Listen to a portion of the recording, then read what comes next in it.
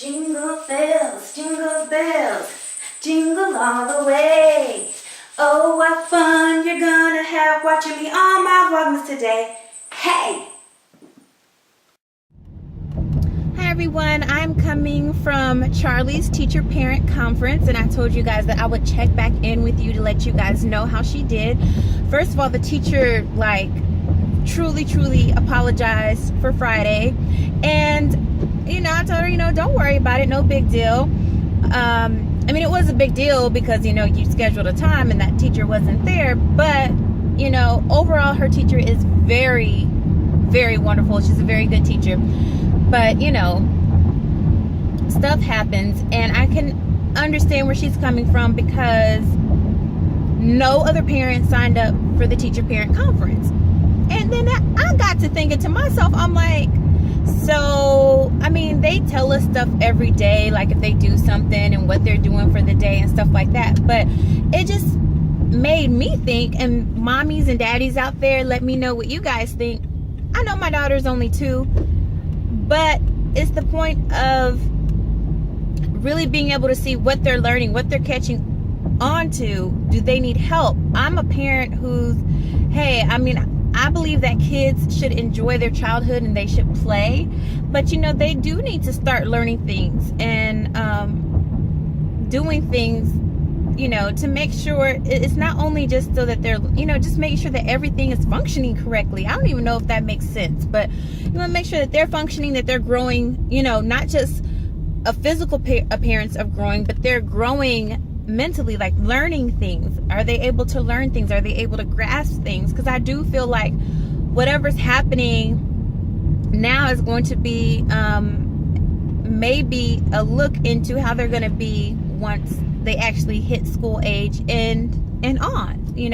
I'm a firm believer that whatever happens in your childhood, good or bad, it's something that you take with you for the rest of your life. So I just want to know that she's catching on to the things and growing into her fullest capabilities that she is for a 2-year-old. And I'm just like, so nobody else signed up for this teacher-parent conference? Like, what's up with that?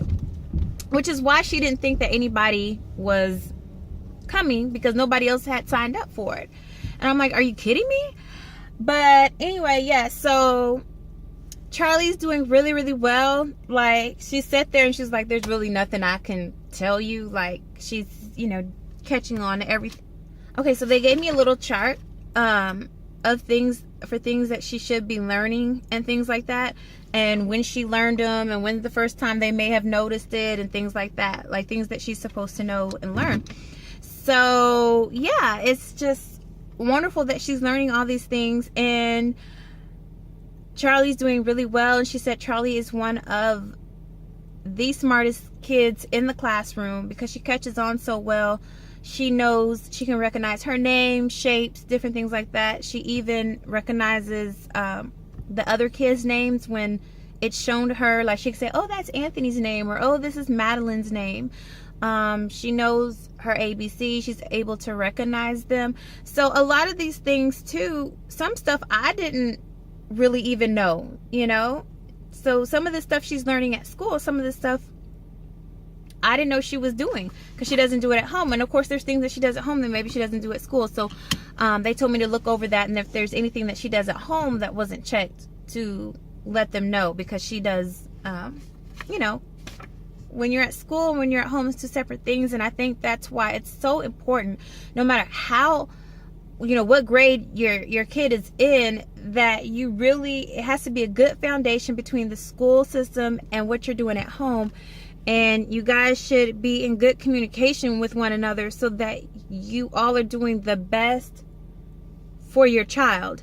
And I think that's where a lot of things slack off, is that there's no communication between the parent and the teacher, or maybe the teacher's trying, but at home the parents aren't trying, or maybe the parents are trying and the teachers aren't. And I think that's where a lot of our school age kids fail, because there's 2 different types of foundations, but they're not merging together for the better of better, the whole picture, I guess I should say. So that's why I go to these teacher parent conferences. And as she gets older, I will continue to go to teacher parent conferences.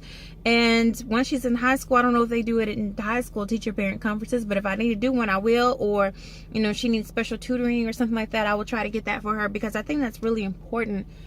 And like I said, but I really think that it's important now, because I'm showing Charlie, hey, I'm coming up to the school. I'm going to talk to your teacher. I'm going to know, you know, what's going on with you. I want her to realize, she may not fully realize it, but it'll be there, that, hey, my mom did used to come up to the school and talk to my teacher, because I want her to know that I'm involved and we are not going to slack on her education and being a part of her life, and seeing what we all can work on as a whole, so that we're doing what's best for Charlie, so that Charlie can be the best person that she can be. So, you know, I know she's 2 years old, and I want her to play and have a childhood. And I think 2-year-olds, you know, like all these testings and different things that they do in the state of Texas is crazy. They should let kids be kids and have fun and learn. You have to learn. I'm not saying that that's crucial. But, you know, sometimes I feel like they put too much pressure on these kids. But at the same time, you know, she should be learning. And I want to make sure that mentally that she's developing correctly, if that makes sense. So anyway, I'm good with that. And, yeah, I'm just glad to have a good report. The only thing they said was, like, the sharing. But, like, she's 2 years old. What 2-year-old wants to share their toys, you know? They say she does pretty good, but every now and then she'll not want to. But, you know, first of all, she's the only child, and I'm not excusing that, but she is the only child.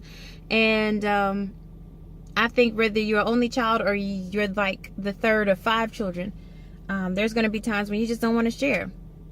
Because real talk, sometimes I don't want to share my ice cream with everybody and my M&Ms with everybody. So, I mean, and I'm a grown adult. So, you know, I think it just is what it is. But we are very happy and very proud of Charlie. And I'm happy that I went, because they've told me before, some parents truly don't care. So, I mean, you as a parent, especially if you're a good parent, and you have kids in school, whether it be daycare or like elementary and even on up, you will see and recognize things in other little kids, and you just know, like, their parents must don't care, you know. And sometimes parents have bad days and it reflects on the kids, but like some of these parents just really, really don't care, and you see it. I'm not even a worker at the daycare, and sometimes you can just see it, and you know, in those kids. I've seen parents pick up their kids, and it's just like, are you serious? Or like, it's cold outside and their kids coming with short sleeves and shorts on, and I'm like, yeah, your little kid is gonna be the one that gets my little kid sick. And that's gonna piss me off.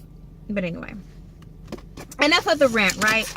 So I'm gonna go inside now. I'm going to work out. I'm going to then go grocery shopping and, you know, clean up around the house or straighten up, whatever. And that's what I'm gonna do.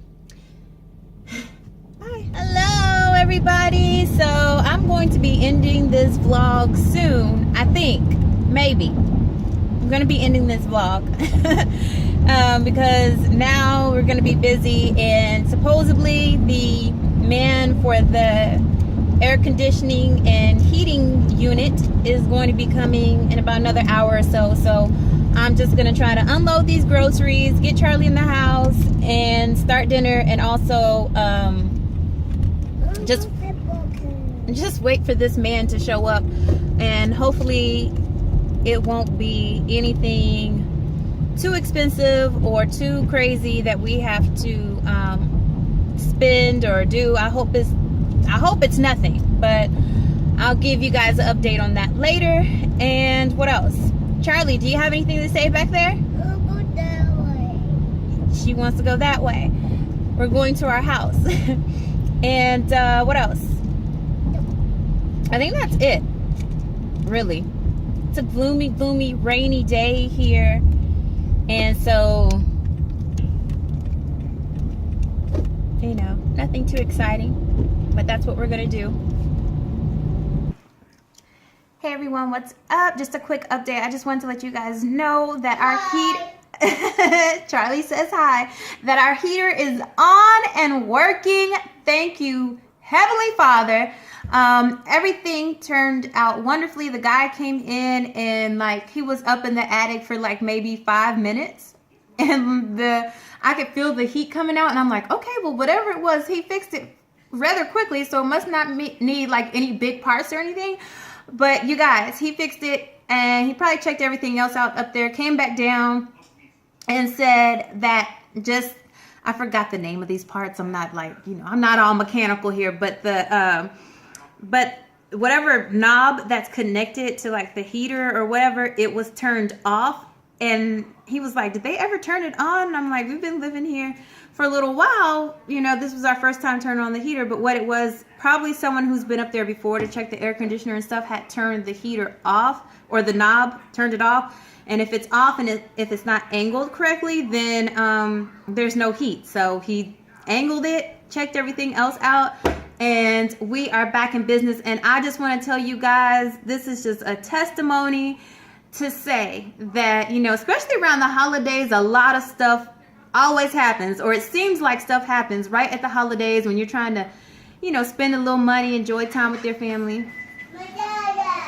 And so we're just thankful that we have our heater on and it's working. Just be patient and trust in God that He's going to work it out for the good. Peace. Let's get out of here. Let's get out of here. That's a perfect way to end the vlog. Let's get out of here. Bye. Tell them bye.